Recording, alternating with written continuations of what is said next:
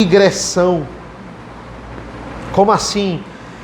Paulo ele está falando aqui especificamente nesse capítulo sobre casamento. Esse é o tópico central, é o assunto. Só que ele falou sobre casamento dos versículos de 1 ao 16. Ele faz uma digressão nos versículos 17 a 24. Depois ele retoma sobre o assunto casamento mais específico, como ele estava fazendo, a partir do versículo 25. Esse outro bloco, a partir do versículo 25, também fala sobre casamento. Por que ele vai falar aqui sobre o circunciso e o incircunciso, sobre o Senhor e o seu servo, se ele estava mencionando sobre casamento? Porque ele ainda está falando sobre casamento, só que em outra conotação, na conotação da obrigação de estar casado, da obrigação de você ainda permanecer num compromisso. É isso que ele quer chegar com essa digressão aqui. Ou seja, ele vai expor alguns detalhes do que estava acontecendo na igreja, né? O cenário da igreja diante do problema do casamento não era bem tão específico sobre o casamento, era muito mais um problema de rebeldia, e é isso que ele vai expor, do que especificamente apenas na modalidade casamento. Era um problema muito maior, era uma inconstância maior. Entenda que eles foram salvos no Senhor. Desde o começo ele direciona a sua carta aos santificados em Cristo. Mas qual era o grande problema aqui? A gente falou bastante sobre isso no domingo passado. Estava se incentivando o divórcio no meio da igreja de Corinto. Os judeus, eles estavam vendo uma pessoa que tinha se convertido e a parte ímpia não, chegando na igreja, e eles estavam incentivando essa parte convertida que chegou na igreja a se divorciar, dando essa falsa propaganda de liberdade, dizendo assim: olha, você deve se divorciar dessa parte ímpia, porque o cristianismo liberta. Ele liberta você dessa convivência com o ímpio. Essa era a propaganda para incentivar o divórcio no meio da igreja.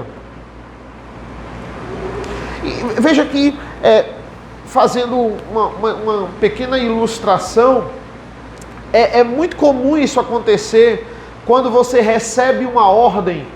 A nossa natureza pecaminosa já pensa em você descumprindo essa ordem, ou já lhe dá um impulso para você descumprir essa ordem. Um exemplo básico é uma criança que a gente diz para não colocar o dedo na tomada. Pelo simples fato da gente dizer isso, ela já sente a vontade. Talvez ela não esteja nem pensando nisso, mas porque a gente falou para não colocar, ela sente vontade em colocar. Quer ver um exemplo nos adultos? Você está pousando de um avião e aí a aeromoça acaba de falar: mantenha os cintos afivelados. E aí, assim que ela fala isso, você já ouve alguns cintos sendo desafivelados.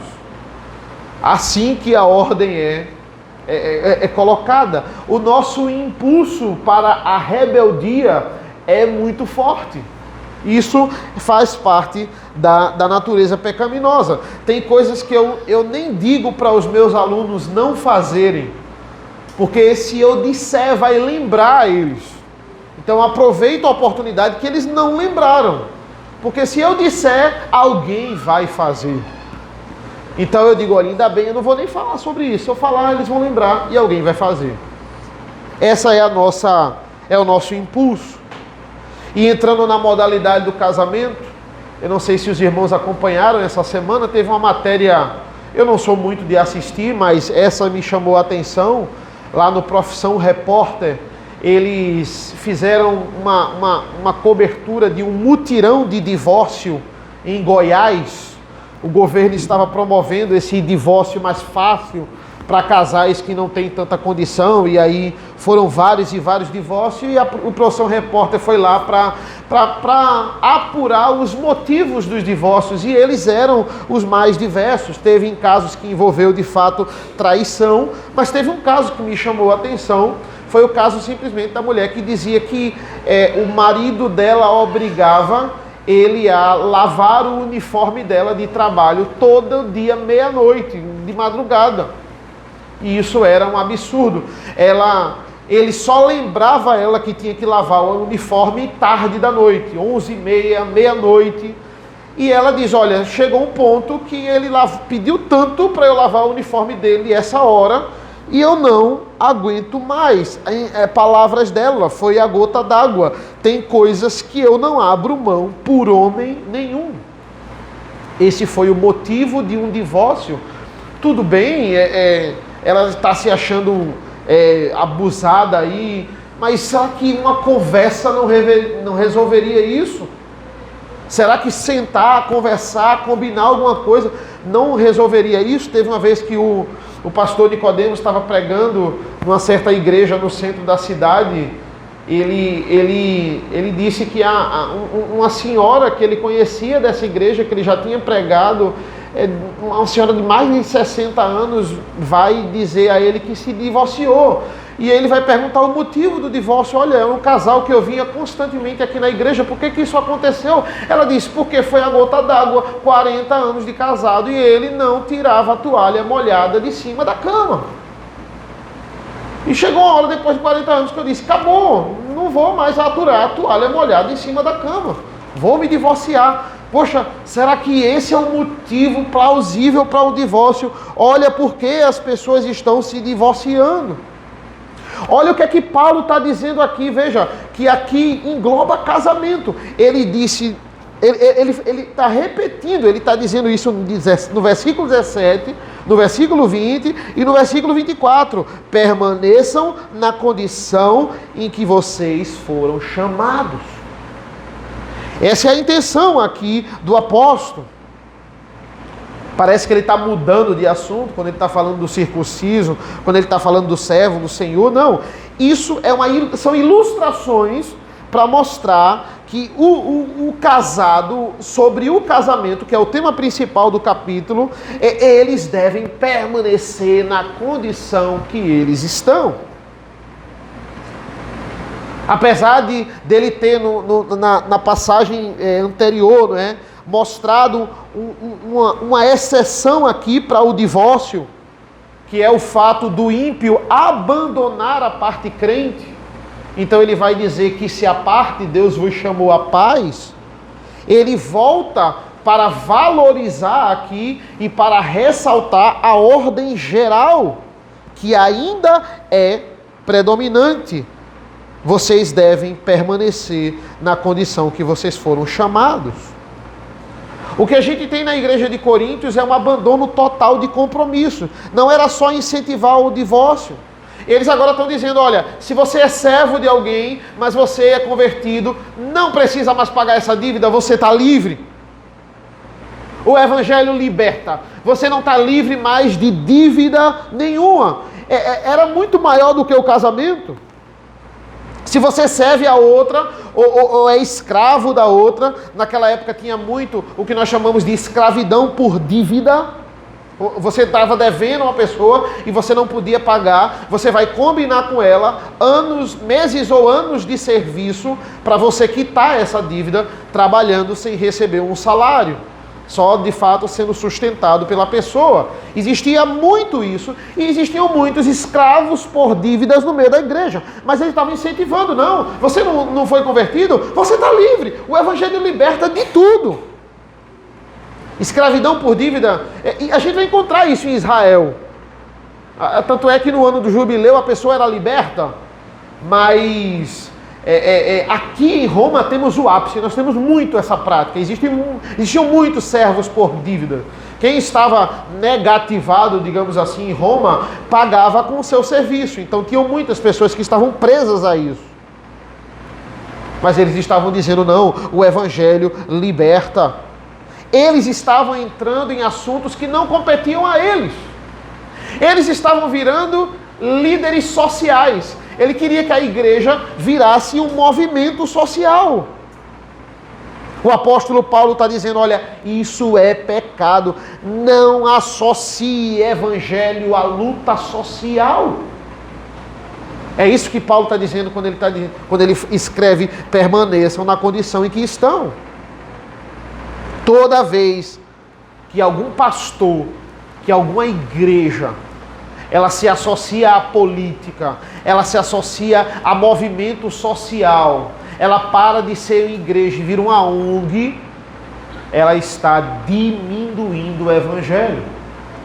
O evangelho está começando a ficar apagado, ele perde a sua força naquela igreja. Paulo em nenhum momento vai associar mudança de status na vida, prosperidade financeira, homens ter bens e outros não ter, ao evangelho. Olha, quanto mais evangelho, mais bens você vai ter, mais cargos você vai ter, você vai mudar a sua posição. Não, se você for fiel, isso vai acontecer de forma nenhuma.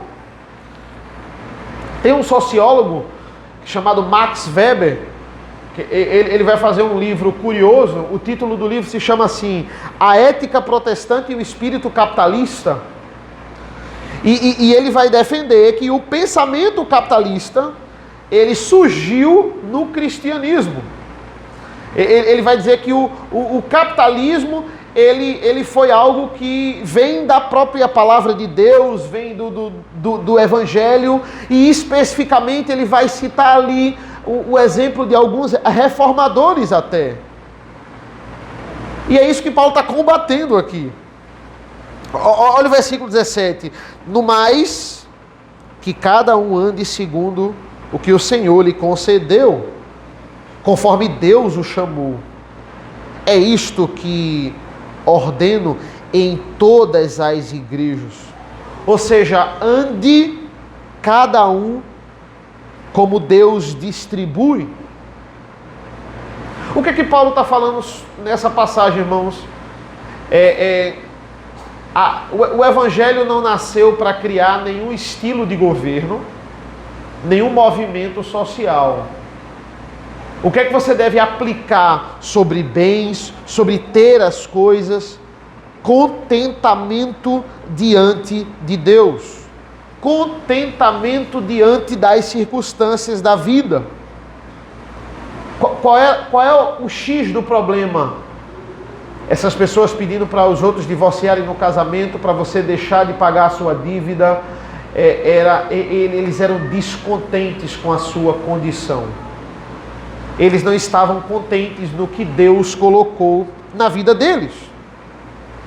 E Paulo, ele vai basear o seu fundamento, como ele faz em todo na carta, ele vai basear no evangelho, independente do que estamos passando. A razão pela qual nós ficamos tranquilos não deve ser pelo fato da gente melhorar de status na sociedade, ou a gente adquirir bens, mas é porque você estava morto e agora você está vivo.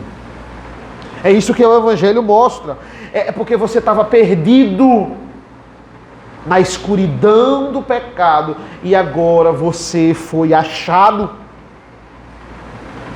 Nós não éramos simplesmente escravos por alguma dívida, nós éramos escravos do pecado e agora fomos libertos no Senhor. Esse era o principal problema. É disso que o evangelho liberta. Temos aqui uma declaração geral, né? Ele mostra essa declaração geral. Você não deve se manter na condição que está. Olha o que ele diz, não é um conselho. Eu ordeno, é isto que eu ordeno em toda a igreja, em todas as igrejas. Ordeno o quê? Andem de conformidade com o que vocês receberam do Senhor. Nas circunstâncias que vocês receberam do Senhor. Qual o problema aqui? O casado quer se separar. O homem, ele não quer trabalhar para pagar a sua dívida. O servo, ele quer se libertar por ele mesmo. O patrão, ele quer humilhar o servo, ele quer destruir. Mas isso não é andar de conformidade com o Evangelho. Você não está livre para se separar porque você é crente. Você não está livre para parar de trabalhar porque você é crente. Tem gente que não trabalha porque já trabalhou muito na vida. Hoje ela usufrui de uma condição em que ela trabalhou tanto que hoje ela gera trabalho. Tem pessoas que elas são assim. Isso é problema? Não. Mas viver à custa dos outros sem ter construído nada, isso é roubar do outro. É diferente de um patrão, de um empresário. Ele fez a empresa, ele construiu a empresa, ele ergueu a empresa. Ele pode lucrar na sua empresa e com esse trabalho que ele criou, ele está gerando outros trabalhos. Ele proporciona o seu sustento e ele proporciona o sustento do outro. Os dois ganham. Isso não é pecado. E eu como funcionário, eu como servo, eu não posso desrespeitar o meu patrão, porque simplesmente eu sou crente e aí eu estou liberto. Que tipo de liberdade é essa? Você que é patrão, você não pode desrespeitar os seus funcionários? Ah, porque ele é ímpio, eu sou crente, eu sei mais do que ele, eu desrespeito? Não, o Evangelho não pode se apartar de nós. Veja, do mesmo jeito que ele fez 10 e 11, ordem geral, não se separem.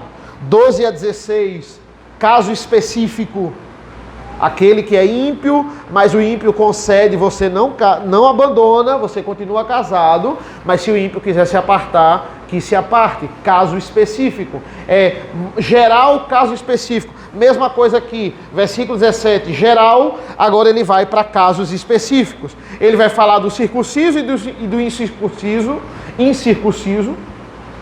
que era algo que estava gerando muita polêmica dentro da igreja de Corinto, e ele vai falar depois do patrão e do servo. Versículo 18, foi alguém chamado estando circunciso? Não desfaça a circuncisão. Foi alguém chamado estando incircunciso? Não se faça circuncidar.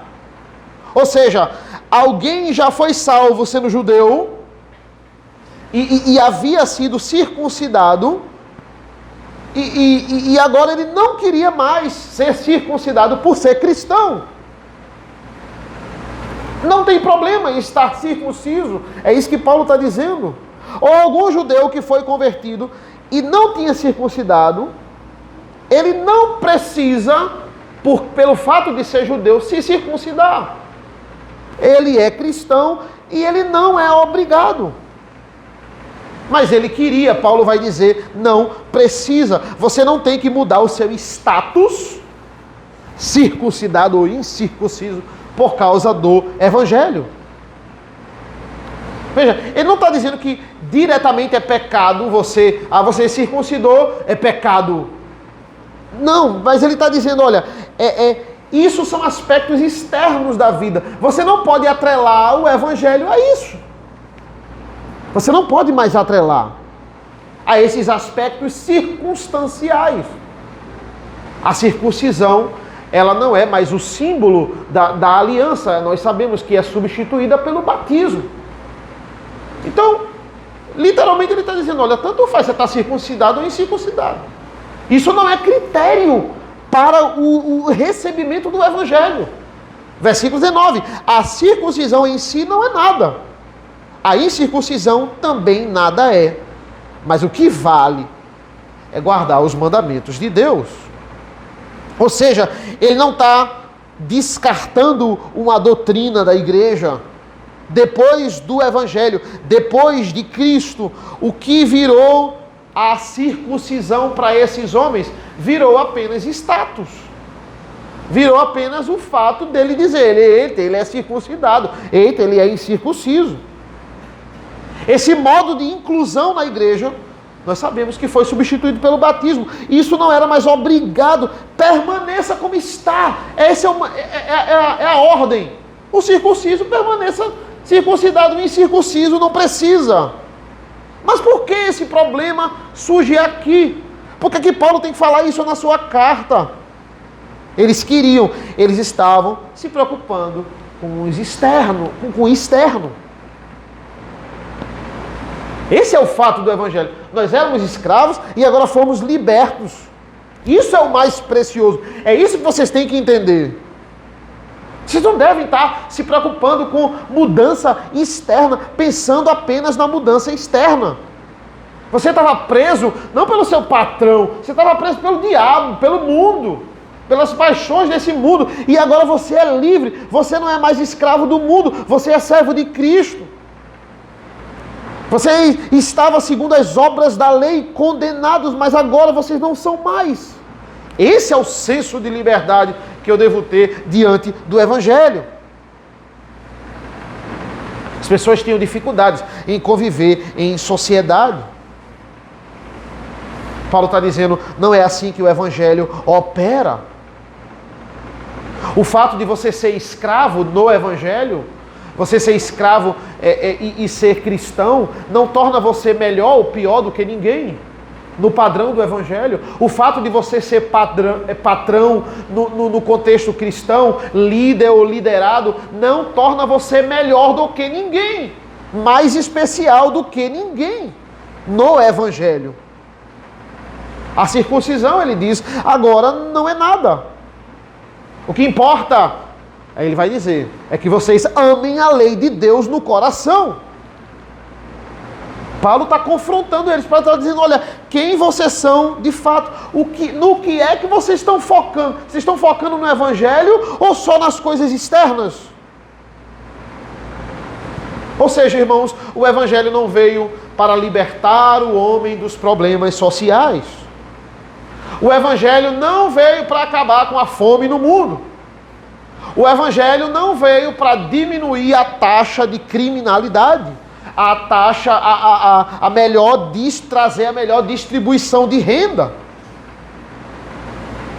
Mas se ele for praticado, ele vai trazer a satisfação para o homem em qualquer circunstância. Seja ele rico, seja ele pobre, tenha ele muitos bens, tenha ele poucos bens. Não há distinção. Somos livres em Cristo Jesus. O que é que os coríntios estavam achando?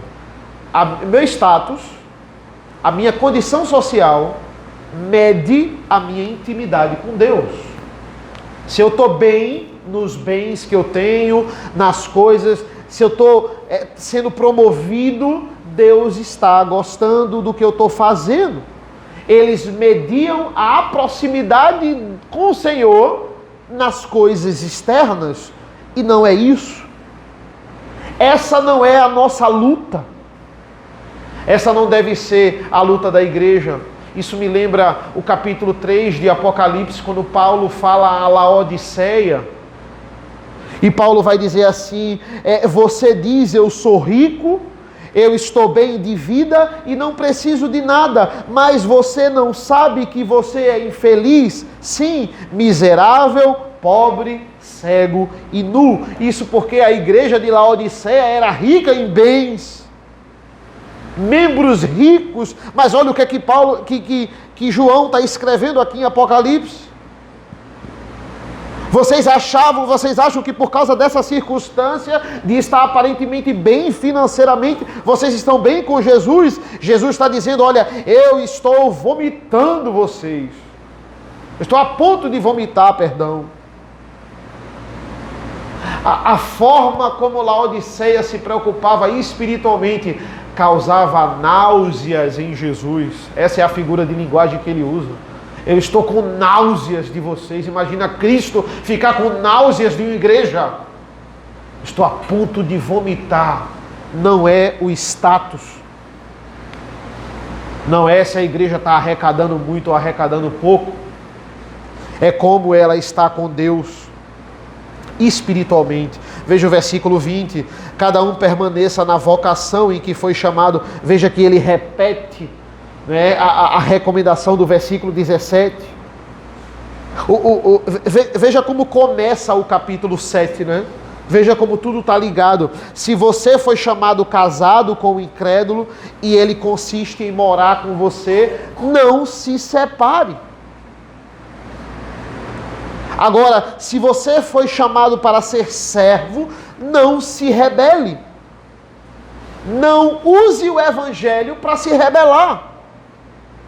O evangelho não produz rebelião.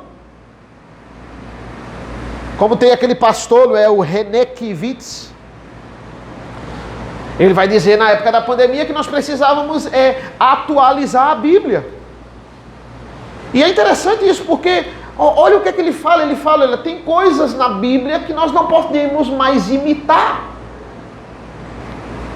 E ele vai falar causas como condenar o homossexualismo. Ele disse, isso aí, veja, nós como cristãos, ele falou isso em entrevista, não está selado não, está no YouTube. Nós devemos pedir desculpas aos homossexuais pela forma como a Bíblia trata eles. Olha a declaração, como é que você abre a boca para falar um negócio desse?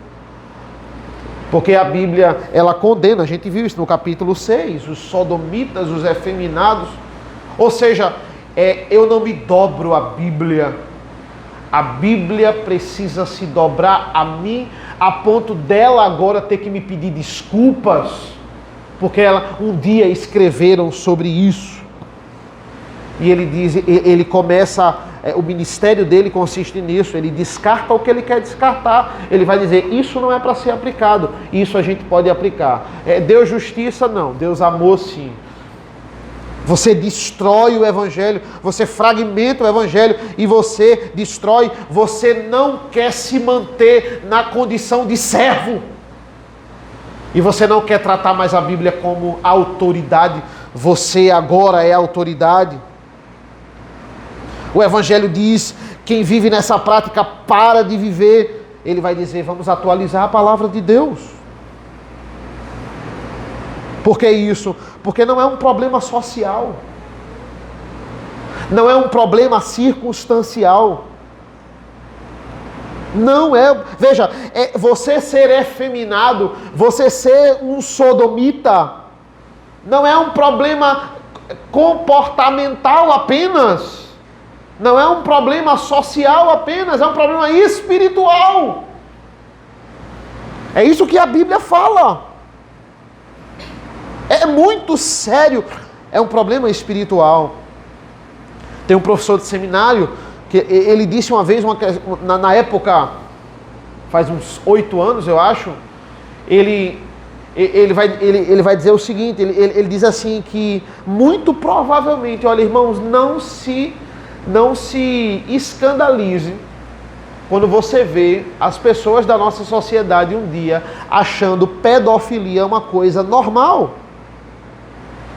Essa semana também saiu uma reportagem dizendo, olha, pedofilia é uma doença que ela tem tratamento, você pode, ou seja, o pedófilo agora, daqui a pouco, ele não vai mais para a cadeia, ele vai para uma clínica psiquiátrica, ele vai ser tratado como doente, aí ele é solto e não tem problema nenhum, olha, não tem problema espiritual nisso, é uma questão comportamental. Você reduz o que é a pedofilia, agora é só doença. Daqui a pouco, se alguém fizer isso com os nossos filhos, não vai para a cadeia, vai ser tratado apenas. É uma deturpação de tudo. É pela lei do amor que o ímpio prega. Se tudo é amor, se amor é um sentimento que eu não controlo e eu posso sentir por qualquer pessoa, qual é o problema? Uma pessoa de 50 anos amar uma de 9. Amor vale tudo. Se o amor vale tudo, se não tem padrão, se a lei do amor é essa, não tem controle. Pedofilia, adultério, tudo isso passa a ser banalizado. E a Bíblia precisa se curvar a isso. A Bíblia tem que pedir desculpa, a Bíblia tem que aceitar essas mudanças? Não. Adultério é condenado, capítulo 5. Sodomia é condenado, capítulo 6. Em primeira instância, são problemas espirituais. Eles são escravos. E eles precisam ser libertos. Evangelho não é a base para a gente se rebelar. O Evangelho não é a base para a gente fazer o que quiser, fazer justiça com as próprias mãos. Não é a base de estar contra a estrutura. O Evangelho nos liberta do pecado, não das circunstâncias dessa vida. Ele nos liberta do pecado e nós estamos sujeitos às circunstâncias. Igrejas que pregam prosperidade, ou seja, qual é o objetivo? Qual é o objetivo da igreja que prega prosperidade? Tirar os membros da pobreza. Esse é o objetivo. Os membros têm que ser ricos, eles têm que ser prósperos, senão tem alguma coisa errada. O Evangelho não veio para esse fim. O Evangelho veio para libertar o homem do inferno. A igreja jamais pode trocar a pregação da palavra por assistência social. Toda vez que isso é feito, o Evangelho perde o seu espaço. Isso é um câncer no meio da igreja. Veja o versículo 21. Você foi chamado sendo escravo. Não se preocupe com isso.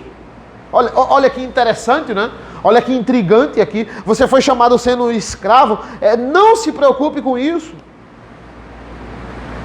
E como eu disse, veja, não é uma escravidão nos dias de hoje. Por exemplo, o que é escravidão nos dias de hoje? É a pessoa ser raptada, ela ir para outro país e ser feito o que quiserem com ela. Não é desse tipo de servidão que Paulo está falando. Roma tinha dois tipos de servidão. A por dívida, como eu disse, e tinha também a de guerra.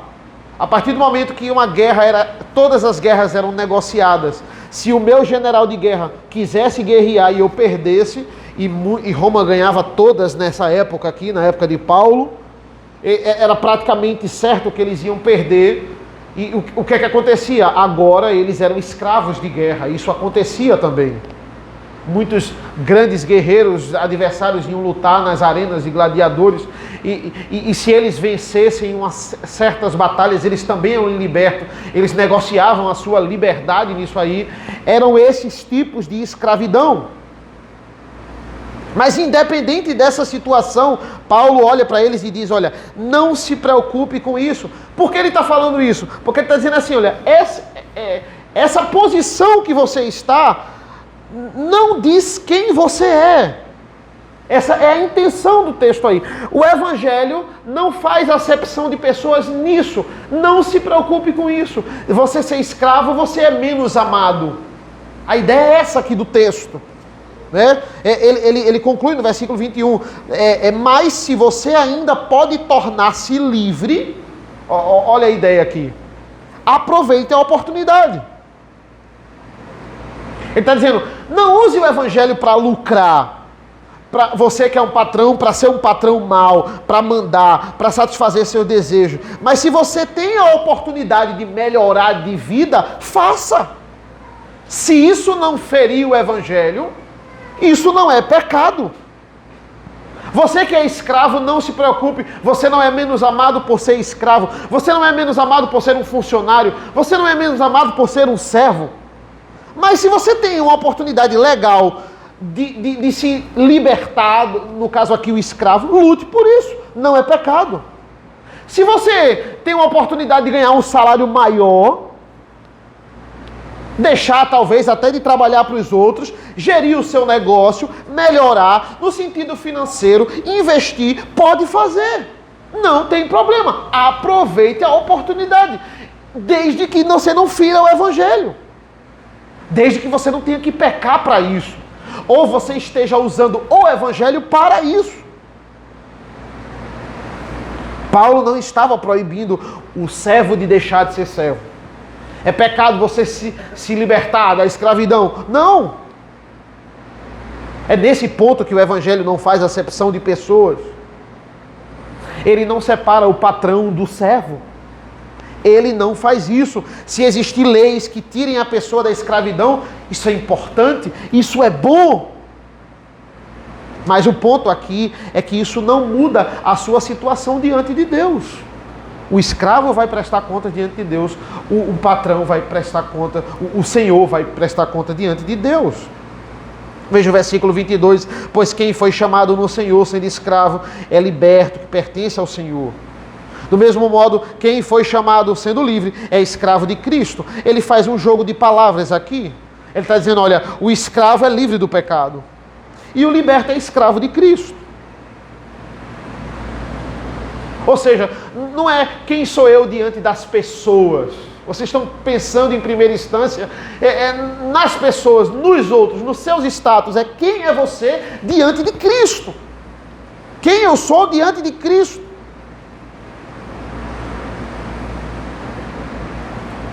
O fundamento é o contentamento. O fundamento não são as circunstâncias, é o Evangelho. É o tema principal de Coríntios, é Cristo e esse crucificado. Olha o versículo 23. Vocês foram comprados por preço. Vocês foram comprados por preço. Vocês foram comprados pelo sangue de Cristo e foi caro. Você é liberto pelo Evangelho. O liberto pelo Evangelho, ele pode viver em qualquer circunstância. E ele ainda conclui no versículo 23, não se torne escravo de homens. Olha, o que é que Paulo está dizendo aqui? Ele está concordando com a rebeldia. Ele está dizendo, não é para ser escravo de homens. Não, isso aqui é uma visão espiritual. Você é liberto em Cristo Jesus. Não se comporte como um escravo do mundo. Como eles se comportam. Como escravos de homens. Você não tem dois senhores. No Evangelho é isso. O Evangelho lhe mostra que você só tem um Senhor. Você não serve a dois senhores. Você só tem um Senhor absoluto, que é Cristo. Se você é escravo e tem um Senhor, nunca você fará aquilo que o seu Senhor não quer. Você só tem esse Senhor. Você faz o que Ele manda. Você não pode praticar aquilo que Ele não permite, aquilo que desonra o nome dEle. Você tem um Senhor e Ele é absoluto. Ele fala sobre isso em outra passagem também, irmãos. Eu acho que é importante a gente abrir. Abra, por favor, em Efésios capítulo 6.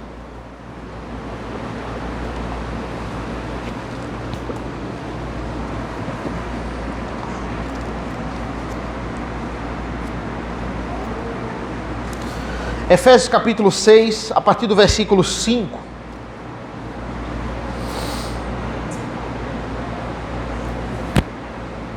Olha o que é que ele vai dizer. Ele vai dizer assim: quanto a vocês, servos, obedeçam aos seus senhores, aqui na terra, com temor e tremor, com sinceridade de coração, como a Cristo, não servindo apenas quando estão sendo vigiados, somente para agradar a pessoas, mas como servos de Cristo, fazendo de coração a vontade de Deus. Sirvam de boa vontade, como se estivessem trabalhando para o Senhor e não para pessoas, sabendo que cada um, se fizer alguma coisa boa, receberá isso outra vez do Senhor, seja servo, seja livre. Olha que interessante. Se Deus é o seu Senhor, tudo o que você faz no seu trabalho deve ser feito por Ele acima de tudo, porque Ele está lhe observando. Você deve trabalhar em primeira instância para Deus. Se isso é verdade, irmãos, o nosso trabalho, ele deve ser feito com alegria. Ele deve ser feito com obediência. Ele deve ser feito com excelência. Porque o nosso patrão, acima de todos, é Cristo. Aquele que faz a sua parte, veja, ele está dizendo, receberá. Antes de você receber o seu salário, antes de você receber dos patrões humanos da terra, você recebe do Senhor. O Senhor é o provedor. Ele lhe dá tudo o que você tem. Ou seja, Deus é meu Deus quando eu estou folgado financeiramente. Quando está sobrando e eu tenho em abundância, eu não estou preocupado com dinheiro. Deus é o meu Senhor quando eu estou apertado financeiramente. Quando realmente está faltando e eu tenho que receber e já pagar e eu fico, Ele irá me sustentar.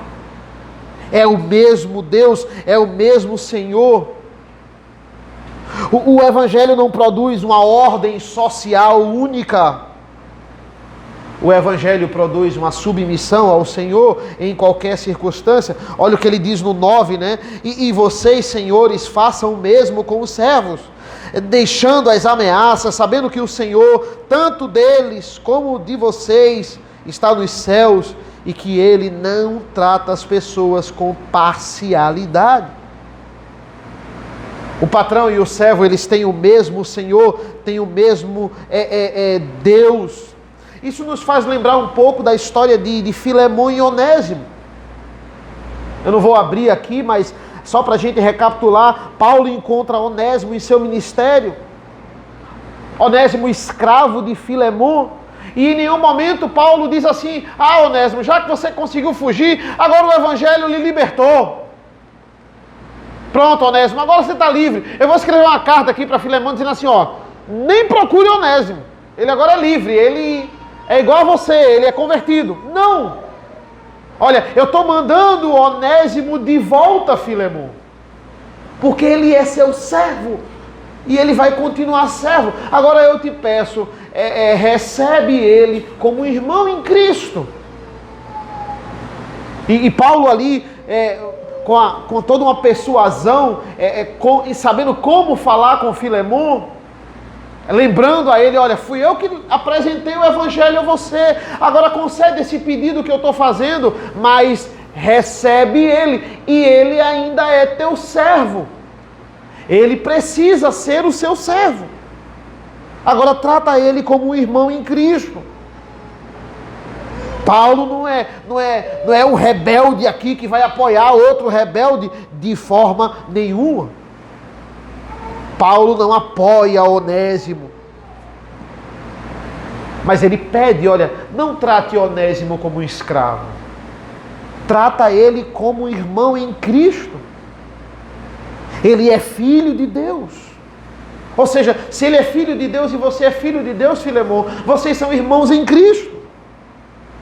Não importa o status, irmãos, não importa a circunstância, servo ou patrão, seja lá o que fomos, seja lá o que somos, somos de Cristo. Veja o último versículo dessa passagem do capítulo 7, ele vai dizer assim: irmãos, cada um permaneça diante de Deus na condição em que você foi chamado. É a terceira vez que ele insiste nisso.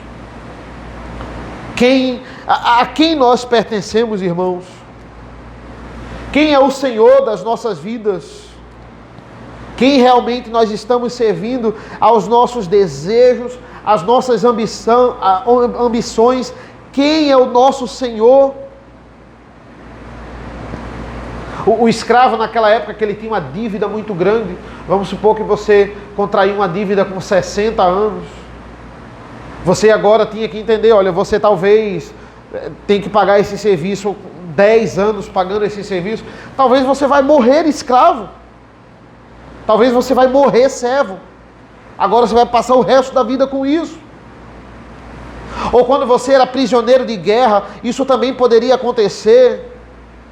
A pessoa recebia uma marca na orelha na época com 2 furos, simbolizando que ela era ou já foi escravos, mas nós, irmãos, como escravos de Cristo, Cristo é o nosso Senhor, nós também recebemos uma marca, nós também recebemos um selo, é o selo do Espírito Santo, nós fomos libertos do pecado.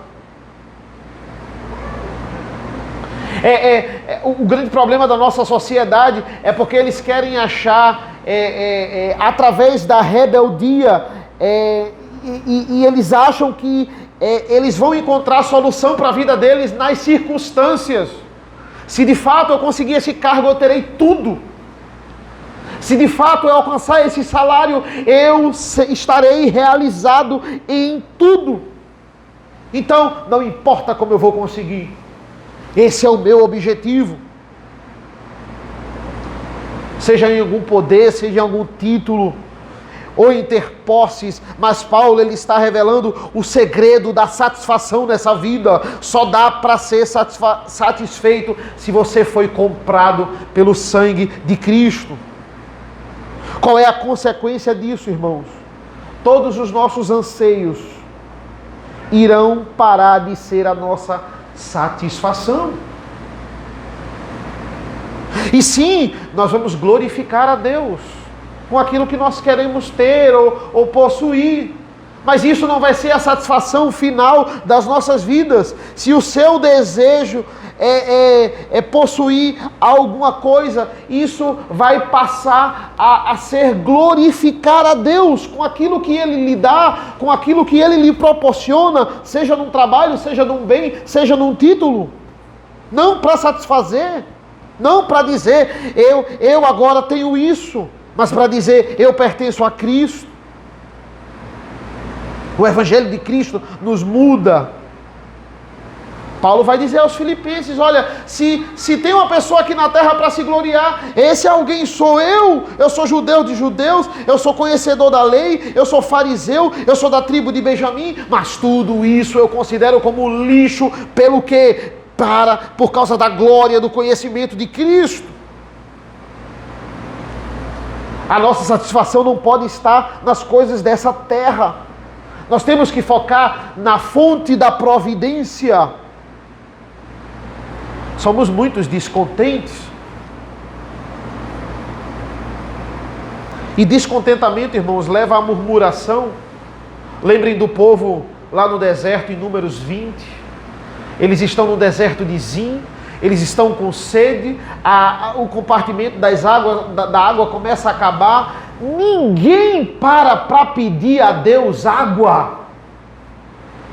Números 20, ninguém para. É só murmuração. Antes a gente estivesse no Egito. Moisés, por que você tirou a gente do Egito para nos matar aqui?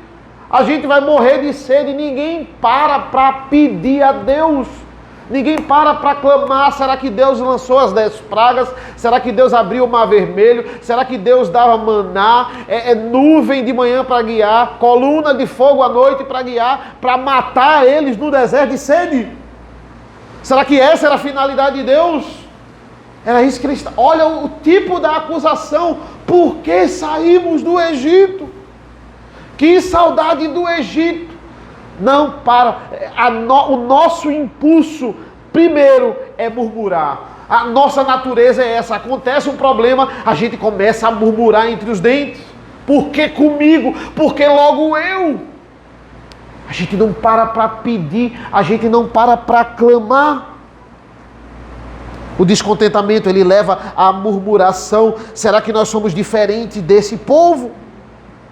É inútil corrermos para satisfazer a nossa alma com alguma coisa daqui. Cristo é incomparavelmente melhor. Tudo que devemos fazer, seja vender, seja comprar, seja adquirir, seja possuir, deve ser para a glória de Deus. Vamos orar nesse momento? Senhor nosso Deus, nosso Pai, nós